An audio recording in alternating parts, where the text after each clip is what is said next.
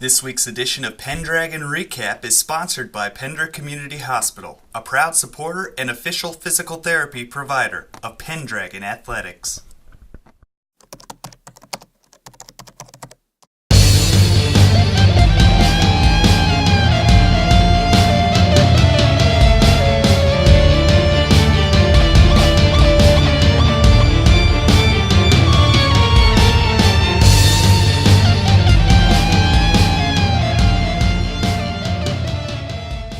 Pender High wrestling coach Dennis Oliver joins us now after a great showing at the Gator Invite in Wisner on Saturday. Took fourth place in the team standings, very close. I think the top four teams between you and the top team was about 15 points or so it was a very close race in that instance. Coming off at about a 3-week layoff, how did you think the kids performed? I didn't think they wrestled too bad. We had a couple situations that basically occurred throughout the day that probably would have boosted us up a little higher. But overall, I thought they wrestled pretty well. Individually, you had 2 first place, 2 second place, 2 third place out of your 8 wrestlers that performed or that competed. I noticed in the 145, Benny got placed against a French kid from Scribner Schneider again. Went to sudden death, it looks like. Talk about some of those individual performances. That was a rule change that actually started that match 1-0.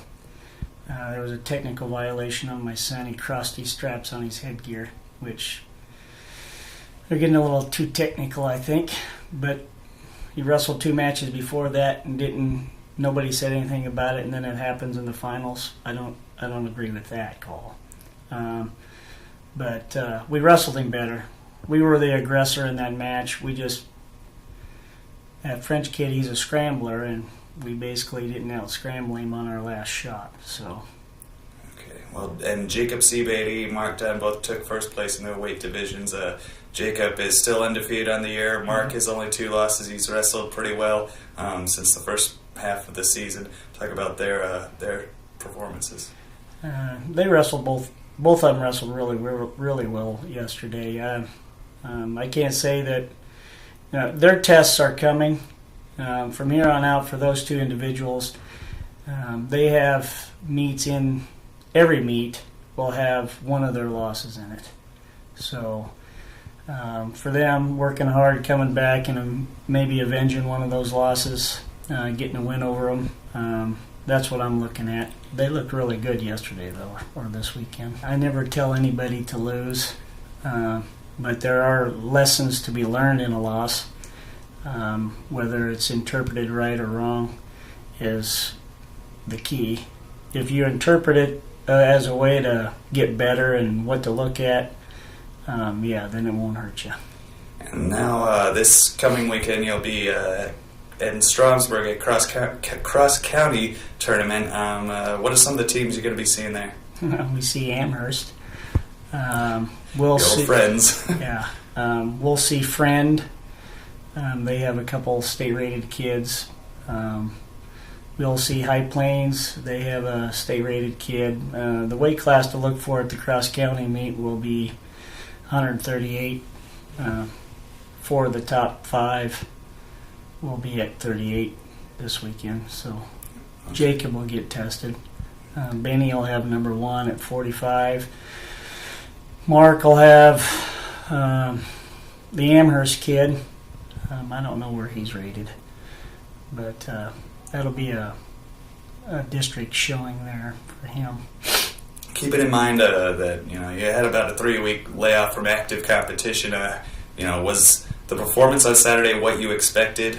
Kind of how you saw them wrestling after such a long layoff? Actually, I thought they wrestled a little bit better than for most of those teams. It wasn't their first time back on the mat.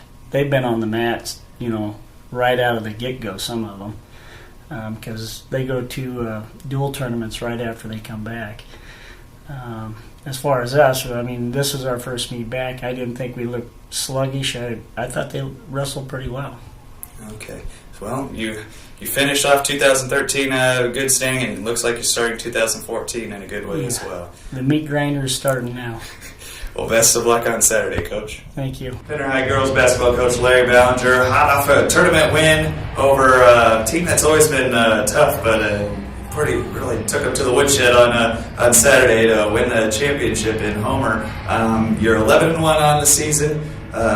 Really have just been playing great since the lone loss of the season in the Northeast Nebraska shootout over Bregan. We haven't talked to you since then, so give us an update how the team's been doing. Oh, the team is making progress. So we still got a long ways to go. These are just victories that you just need to keep working on to get better. So we got some things that we got to work on offensively and defensively, and so it's just one game at a time, and try to prepare for the next. Now we're doing this on a Monday. This won't be out until Thursday, so the rematch with Homer will have already taken place. What were or are your expectations for that rematch? You know that they're going to come out. They're going to come out wanting to make a statement. Definitely in this game, that the first one was a fluke, and and we really don't know if it was or wasn't. We'll find out tomorrow night. And I got a feeling they're going to come out to make a difference this game, and they're going to really push the tempo and try to do some things differently. So I'm happy, with what we're doing. Like I said, we still need to make some progress in some areas and things like that. So we just need to get better and better and better. And I think that we have made a lot of progress since the beginning of the year. So we just need to keep building upon that and taking one game at a time. Friday night you begin, I believe, a 3-game homestand with Lions Decatur, East Husker Conference foe. Talk about how good it's going to be at home after being on the road, playing in neutral site games and tournaments and stuff like that. It's been a while since we've been home. It'll be nice to come back and actually have some home games and have a home crowd here and things like that. So yeah, it'll be very nice to finally be at home, and it's probably been a good month or so since we've been home, it seems like. We'll be working real hard the rest of the week and constantly working on defense and get prepared for Lions and just take every team one game at a time. Last week you knocked off Humphrey Lindsay Holy Family, which is really a good team, but since then you've had very large margin victories. You've been able to get more players in, and that's going to be hopefully prove beneficial towards the end of the season when you need everybody. Yeah, no, that is key, and just even looking into next year, when this senior heavy class, when they're gone, there's a lot of young ladies that need to step up, and now is a great time to get them under the seniors' wings and show them some things that they need to work on and things like that. So it's a great experience, and we need to get them in there because we're going to need them, and that is just critical for just future years, getting those players some experience. Well, Coach, good luck this week, and we'll talk to you again next week. All right, sounds good. Thank you. Pender High boys basketball coach Andy Welsh talking about, a long break where a lot of wins didn't happen. You're 1-11 currently on the season. What's your take on all this? How do you get better? How do you learn from something like that? Well, coming off the Christmas break, we went over to Wayne there and played with a bunch of bigger schools and kind of took some beatings. And unfortunately, it's kind of turned into a habit where we come and we play competitively for a quarter. Even against Homer, they won by a pretty good spread, but. First quarter, we were right there shooting with them, and then, we give up a couple offensive rebounds, too many offensive rebounds, and things start spiraling out of control, and we just haven't found a good way to stop that yet. We keep working on different things in practice, try different things in a game to try and get guys back on the right direction, and unfortunately, we just haven't found that recipe yet. It's frustrating for the kids, frustrating for everybody involved. Because we got some kids that are talented, we got some kids that can score. For some reason, it's just not all coming together right now.